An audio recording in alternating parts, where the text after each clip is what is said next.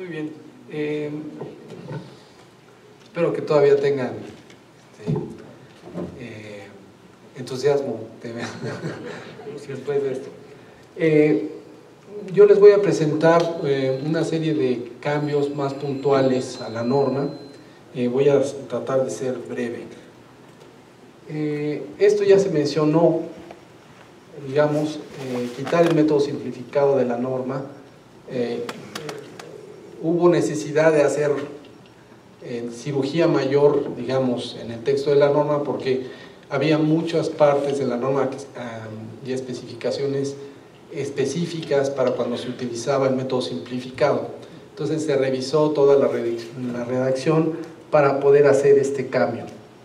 Ya se mencionó que el método simplificado realmente se quitó en parte porque era utilizado aun cuando no debería de utilizarse, o sea, cuando no se cumplían los requisitos necesarios para que el método pudiera dar resultados razonables. Entonces, simplemente se cortó por lo sano y se quitó de la norma. Y lo que sí, se incluyó un nuevo requisito de resistencia mínima utilizando ideas, digamos, similares al método simplificado. La siguiente. Este es un requisito que se va a pedir que después de que se diseñe la estructura utilizando un método de análisis dinámico, etcétera, y cumpliendo el resto de la norma, que se cumpla este requisito de resistencia mínima, que la resistencia sea al menos 0.8 veces del cortante último. Y la resistencia se va a calcular con estas expresiones. Estas son las cargas. ¿Cómo se van a calcular? Se calculan con el método estático, básicamente, y se elimina de la tabla de coeficientes sísmicos reducidos. Ya no se utiliza esta tabla que se estimaba el período en base al tipo de pieza y a la altura de la estructura. Esto se quitó y se calcula el período utilizando la expresión que viene en método estático. Y la resistencia se calcula con esta expresión, que es la resistencia de la mampostería, incluyendo, digamos, esta es la resistencia cortante de la mampostería, más la contribución del refuerzo horizontal.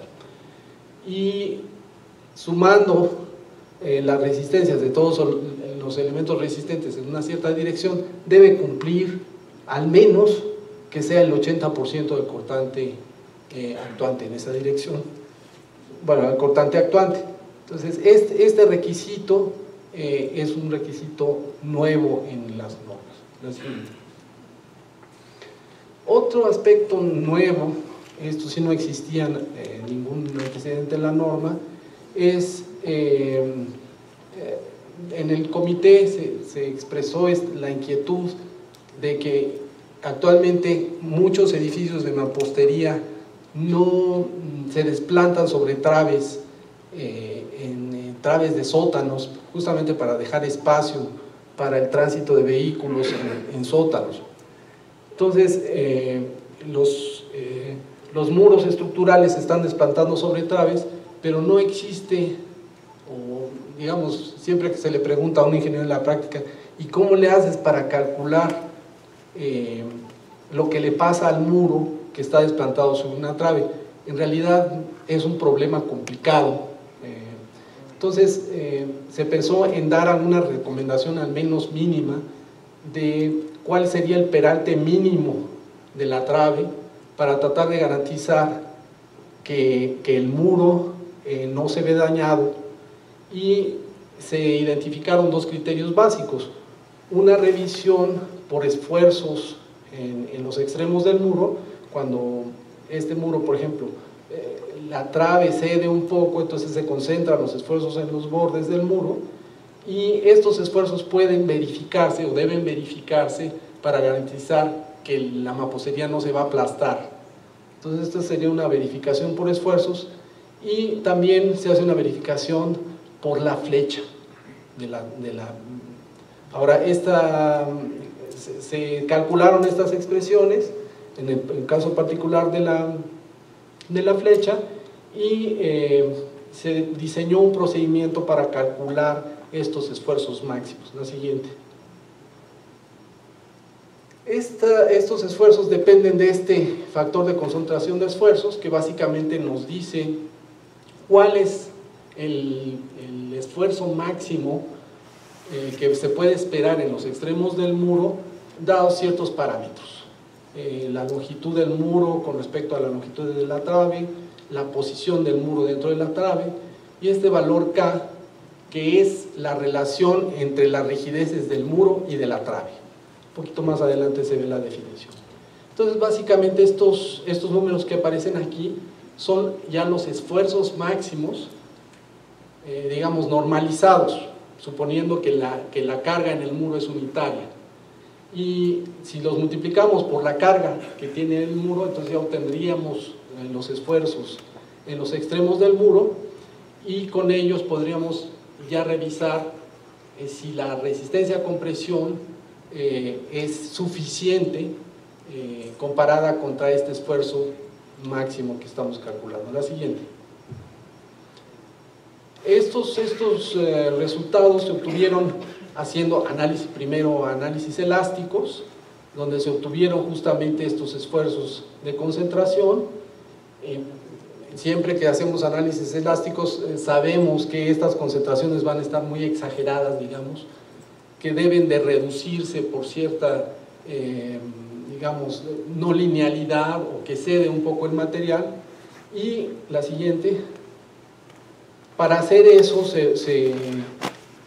digamos, se revisó la literatura, se obtuvieron los resultados de experimentos que se han hecho en otras partes del mundo y se calculó la reducción de estos factores de concentración de esfuerzos y se incluyeron, esta reducción ya se incluyó en la tabla de factores de concentración. Entonces esos valores que se proponen en la tabla ya están reducidos, digamos, considerando efectos de no linealidad de los muros.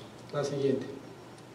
Y simplemente es una expresión muy sencilla para tratar de calcular la flecha de manera, digamos, muy conservadora, indiscutiblemente, pero que toma en cuenta, por ejemplo, la carga, no solamente del muro, sino la carga de la losa que es tributaria a la trave, digamos. Entonces toma esos dos efectos, se calcula la flecha y se verifica que se cumplan los requisitos que ya están en la norma. La siguiente. Esta es una nueva propuesta de la resistencia a corte de los muros en el plano del muro. Esta propuesta toma en cuenta dos nuevos aspectos que no estaban incluidos en la norma que es vigente. Toma en cuenta la variación de la resistencia con la relación de aspecto. Eso es un nuevo parámetro, digamos, en la expresión. Y también toma en cuenta la reducción de la resistencia debido al momento flexionante. La fórmula que ahorita está vigente, si el muro está en voladizo, digamos, si tiene un momento, no le interesa cuál es el momento para saber la resistencia a corte. Supone que la resistencia a corte es independiente del momento flexionante. Y la evidencia experimental demuestra lo contrario. Entonces, se están incluyendo estos dos términos. La siguiente. Aquí aparece la nueva fórmula. Esta parte de la fórmula es exactamente la resistencia a corte que está vigente, ¿no? Que incluye el B asterisco que antes era, ahora es B', la resistencia a corte de la mampostería, el área transversal, la carga axial, la contribución de la carga axial. Y ahora estos términos se multiplican por un factor. Y este factor depende de la relación de aspecto del muro. Ahorita vamos a ver cómo varía. Y este otro factor, que es simplemente el momento flexionante en el extremo superior del muro, dividido entre una constante característica, digamos. Entonces, este término reduce la resistencia, pero solo en casos en que el muro está en curvatura simple. La siguiente. Estas son parte de la evidencia experimental que se tiene de cómo con la relación de aspecto, esta línea negra que aparece sería la resistencia que dan las normas técnicas vigentes. Entonces, obviamente no dependen de la relación de aspecto. La resistencia experimental que se obtuvo es la línea roja, y digamos con la relación de aspecto, y la línea azul es una predicción que está dada por este factor. La predicción se estimó utilizando la diferencia entre las deformaciones por flexión de los muros largos comparados contra los muros cortos. Entonces se obtuvo una expresión analítica y se obtuvo esta comparación. Después este factor se linealizó y se hizo como para un uso más sencillo, digamos, y se obtuvo este factor. Y lo que básicamente nos dice es que los muros largos resisten más de lo que supone la norma actualmente. Entonces se está admitiendo que los muros largos ahora resistan más. Del orden, puede ser, dependiendo de la carga axial, pueden, digamos, si veo esta figura, puede andar entre 1.60 y tantos hasta 2. ¿De acuerdo? Este es el tipo de aumento en la resistencia para el caso de los muros largos. En otros códigos que tienen fórmulas similares, digamos, incluyen más o menos aceptan incrementos similares al que se está proponiendo, digamos. Entonces coincide esta evidencia experimental con lo que ya otros códigos reconocían en cuanto al efecto de la relación de aspecto en la resistencia. La siguiente. Este es otro problema, que es cuál es el efecto del momento flexionante en la resistencia a corte. Entonces también se hizo un modelo analítico, digamos, y se obtuvo esta expresión. Esta expresión dice cuál es el valor del cortante de agrietamiento tomando en cuenta el momento flexionante comparado contra el cortante de agrietamiento que suponen las normas vigentes. Entonces, esto básicamente es un factor de reducción y está graficado aquí. Entonces se ve como, digamos, beta es un parámetro que es el momento en el extremo superior normalizado, digamos, de alguna forma. Está normalizado en realidad con el momento de empotramiento del muro. Y esto, digamos, nos permite ver cómo se reduce la resistencia a corte con el tamaño del momento flexionante, básicamente. La siguiente. Y esta es algo de la evidencia experimental. Se probaron pares de muros, en donde, en el caso de la línea verde, digamos, se probó un muro primero, sin refuerzo y sin momento en el extremo superior, y se probó ante carga lateral. Y este fue su valor al agrietamiento, digamos, del cortante al agrietamiento. Cuando pusimos un cierto momento flexionante, entonces ese valor de agrietamiento se redujo en una cierta cantidad y que se predice razonablemente bien con la expresión analítica que se había propuesto originalmente. Este es otro caso similar. El caso verde es un muro sin momento flexionante, y el caso azul es con un momento flexionante muy considerable, digamos, muy grande, y se aprecia que los valores de resistencia pues se reducen considerablemente. Entonces, esta es la evidencia experimental y que está siendo transportada, digamos, a la recomendación. La siguiente. Esta es como queda la fórmula.